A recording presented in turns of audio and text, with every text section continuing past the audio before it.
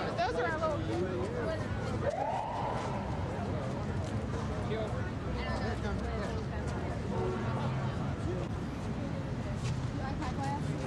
I was just looking at him. I didn't know if I was dreaming or what. How about that? Where'd you get that? What does this say on the temple over here? The Virgin Islands Tourist Bureau was giving those away, and they gave them to me, and she confiscated them. With that hat. With that hat. He knew what he How you doing, Sugar? Where you go to school? Where is that? Huh? Okay, what grade are you in? Going to the 6th. Okay. You supposed to be one of the smart people in your class? How much is 6 times 7? Huh? I could never remember that. So you, huh? Taking typing? Okay. All right. Okay. Man, we can do more there. I'm all for it. We'd have a city. Right, not just international. Well, you'll do it.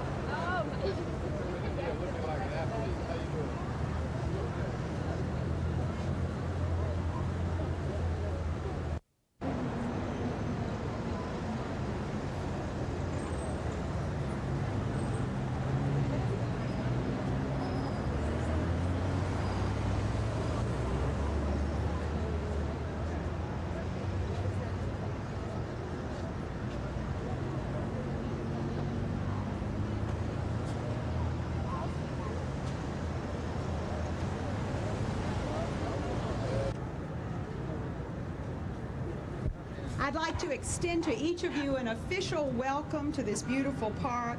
I'm Betsy Baker, the Parks Commissioner, and let me say that this is a very special day to be a Parks Commissioner.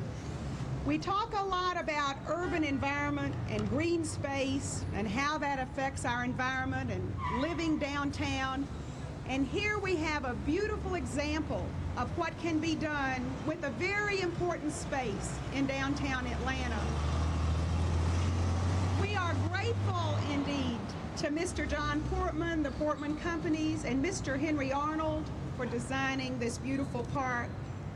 And we have so many people to thank, and I see so many parks lovers in the audience. I would like to recognize Councilmember Myrtle Davis, who's with us. And on Tuesday, we passed a name change for this beautiful park. It's now going to be called Peachtree Plaza.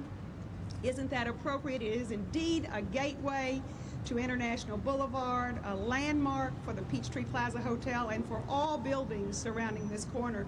I'm sure it's going to become internationally known as the famous Peachtree Plaza Park in Atlanta.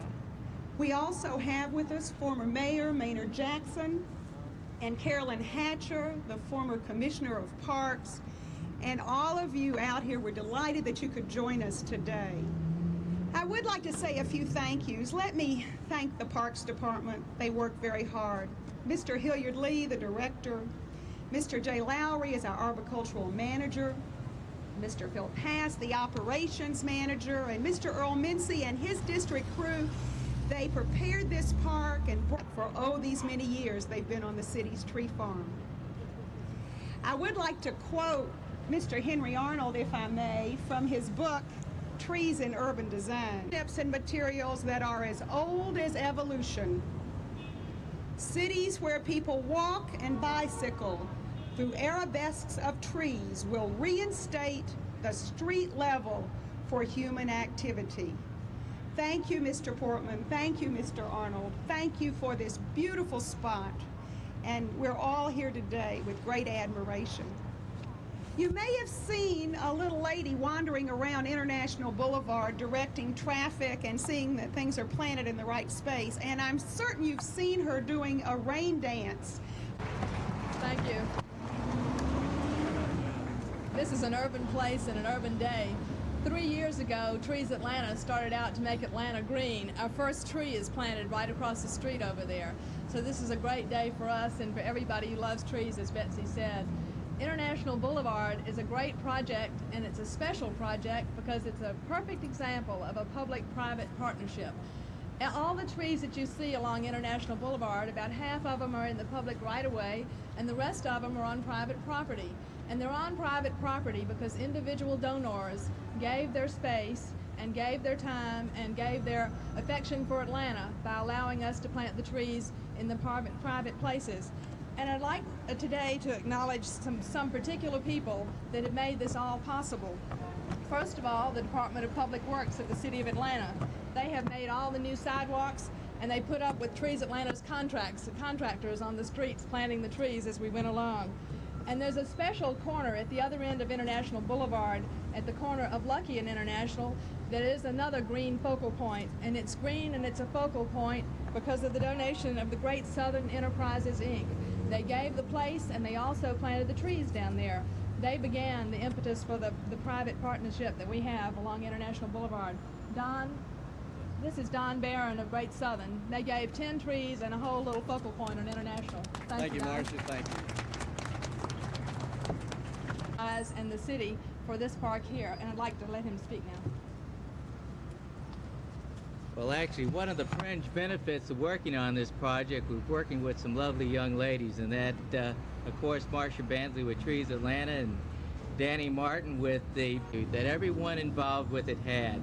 One of my favorite cartoons shows a group of ice fishermen on a pond, and they all around and they're fishing except for this one man who has a circle that's like 30 feet in diameter. And his son says, "Daddy, an optimist or a person with a positive attitude, that is what the people had that were involved in this project." I'd like to, certainly we're 100% behind the project, and they could pump anybody up and make anybody feel good, and that the people involved could do it.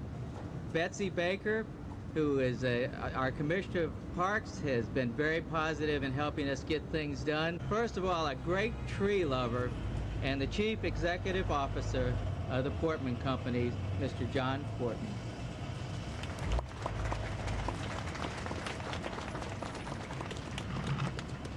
You know, you've heard of instant coffee. Well, this is almost instant park. And if we can make everything happen this fast, with this kind of quality in the city, it wouldn't take long to have a real great city here. But one of the things that's, I think, really heartwarming, when you listen to all of the people who got behind this project and made contributions to it, the list goes on and on. And you know, Atlanta has a tradition of the public and private sector coming together to do great things and making a contribution, hopefully, to the community at large. And I think this is an excellent example. Small, yet very visual, very understandable by everyone. And as far as the open space in our city, we need more things like this to begin to make the city a place for human habitation and a place for human enjoyment. And this is what we need to do. And if we can not let the act stop here, let this be Act One, and go on and join forces again and again and again, we can really transform this city into one of the great cities of the world. And I don't think we should be willing to accept less. At this point, I'd like to ask Henry Arnold, who is one of America's great landscape architects, who has worked with me literally all over the world in other projects and other circumstances. and who can do an awful lot with little. You know, ideas sometimes are a lot more important than money. And to be able to do things simply and have them come off in good taste and with a high degree of quality is really a special talent. I think Henry has that kind of talent, and I think it's exhibited here. And I'd like Henry to come over and say a couple of words. Henry? Thank you, John. I'm the only person with a prepared speech. In looking at cities throughout the world, I've decided that the city's trees and open spaces best reflect the level of the culture and therefore the quality of life in the city. The act of humanizing a small civic space in Atlanta is a gesture of great symbolic importance. It is a tangible evidence that the people of Atlanta care about the quality of life. I'm honored to have played some small part in collaborating on this important work of civic art for Atlanta. Thank you.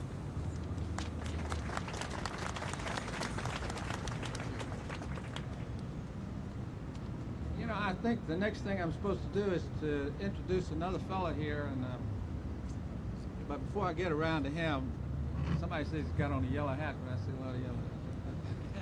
The only guy I know that's got a yellow tie to match his yellow hat. But anyway, before I get to him, I would like to make a comment in relation to Herman Gameter of the Plaza. Herman has shown an extraordinary interest in this spot and created an awful lot of encouragement, and I think Herman deserves a lot of credit, and the Plaza Hotel deserves a lot of credit for this coming to be. And Herman, why don't you take a bow?